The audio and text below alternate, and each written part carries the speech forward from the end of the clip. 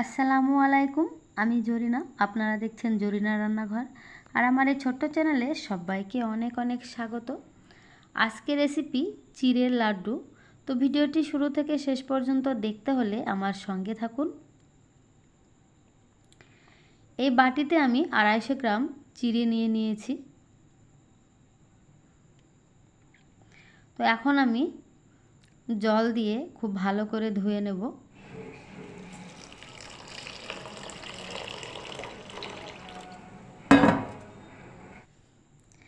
আমি 5 বার ধুয়ে নিয়েছি জল পাল্টিয়ে পাল্টিয়ে। এখন আমি ঢাকা দিয়ে 20 মিনিট মতো রেখে দেব।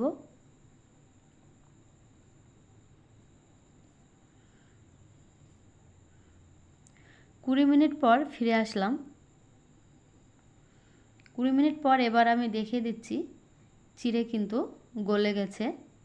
এই যে আমি হাত দিয়ে দেখিয়ে দিচ্ছি। এখন আমি দিয়ে দিচ্ছি আমুল পাউডার দুধ। তো আমি 100 গ্রাম আমুল পাউডার দুধ নিয়েছিলাম। আর এখন দিচ্ছি 1 বাটি নারকেল কোড়া,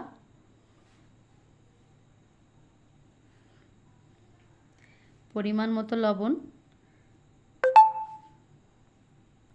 এবার আমি হাত দিয়ে খুব ভালোভাবে মেখে নেব। তো এরকমভাবে হাত দিয়ে আমি 5 মিনিট ধরে মেখে নিয়েছিলাম। খুব ভালোভাবে মেখে নিতে হবে।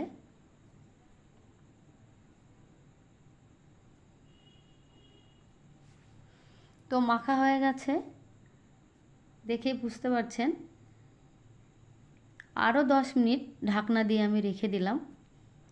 এদিকে আমি উনুনে কড়াই বসিয়ে দিয়েছি আর কড়াইয়ে দিয়ে দিচ্ছি চিনি। তো আমি 2 বাটির একটু কম চিনি দিয়ে দিলাম। এখন আমি নেড়েচেড়ে এই চিনির ক্যারামেল তৈরি করে নেব। তো ক্যারামেল তৈরি করতে গেলে কিন্তু জল দেওয়া লাগবে না। চিনি এইভাবে নাড়তে নাড়তে আস্তে আস্তে গলে গিয়ে ক্যারামেল তৈরি হয়ে যাবে। তো ওই যে চিনি গলতে শুরু করেছে। আমি মিডিয়াম ফ্লেমে চিনি গলে ক্যারামেল তৈরি করে নেব। তো চিনি গলে গেছে, আস্তে আস্তে চিনির কালার দেখেন চেঞ্জ হয়ে আসছে।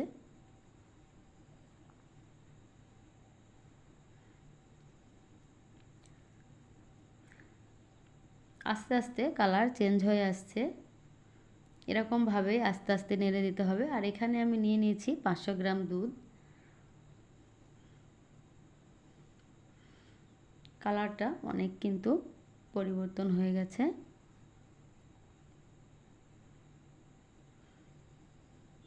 তো ক্যারামেল একদম রেডি। তো আমি আরও কিছুক্ষণ জাল দেব। এবারে আমি 500 গ্রাম দুধের মধ্যে 250 গ্রাম দুধ দিয়ে দিয়েছি।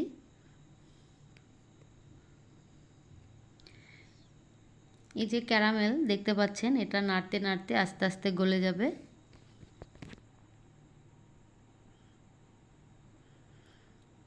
এবার দুধ আমি খুব ভালোভাবে কড়া করে ফুটিয়ে নেব। এই চিনির এই ক্যারামেলের জন্য আর এই দুধের জন্য এই চিড়ের লাড্ডু কিন্তু ভীষণ স্বাদের হয় আর খেতেও খুব ভালো লাগে। এখন আমি দিয়ে দিচ্ছি মাখিয়ে রাখা চিড়ে। তো সবগুলো আমি দিয়ে দিচ্ছি। এবার এগুলো আমি খুন্তির সাহায্যে একটু ভেঙে ভেঙে নিয়ে আস্তে আস্তে নেড়ে চেড়ে এটাকে আমি সুন্দর একটি ডোয়ে পরিণত করব। ঠিক এরকমভাবে আমি মিডিয়াম ফ্লেমে জাল করে নেব। মিডিয়াম ফ্লেমে না রাখলে কিন্তু এটা পুড়ে যাবে, আর পুড়ে গেলে কিন্তু একেবারে তিতো হয়ে যাবে।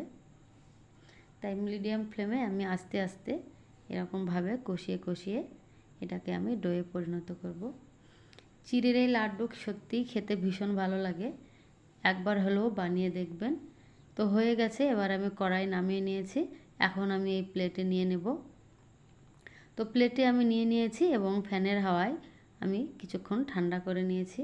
এখন হাতে তেল মাখিয়ে চলে এসেছি। এবার আমি গোল গোল করে লাড্ডু পাকিয়ে নেব। তো রেসিপিটি ভালো লাগলে অবশ্যই একটি লাইক দিয়ে ভিডিওটি দেখা শুরু করবেন। চ্যানেলে নতুন বন্ধু হয়ে থাকলে প্রথমে চ্যানেলটিকে সাবস্ক্রাইব করে বন্ধু হয়ে আমার পাশে থাকবেন। আর অবশ্যই কমেন্ট করে জানাবেন আজকের রেসিপিটি আপনাদের কেমন লাগলো। যেহেতু সামনে পূজা, তাই আমি চিড়ের লাড্ডু রেসিপিটা আপনাদের সঙ্গে শেয়ার করলাম। এরকমভাবে আমি সবগুলি গোল করে নেব এবং গোল করে নিয়ে আমি প্লেটে সাজিয়ে নিয়েছি। লাড্ডুগুলো কিন্তু ভীষণ লোভনীয় হয়েছে।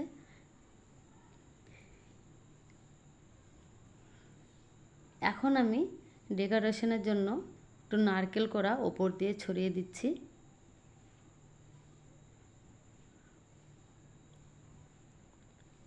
তো এরকম নতুন নতুন রেসিপি পেতে আমার চ্যানেলটি সাবস্ক্রাইব করুন আর আমার সঙ্গে থাকুন। দেখা হচ্ছে আগামী দিন।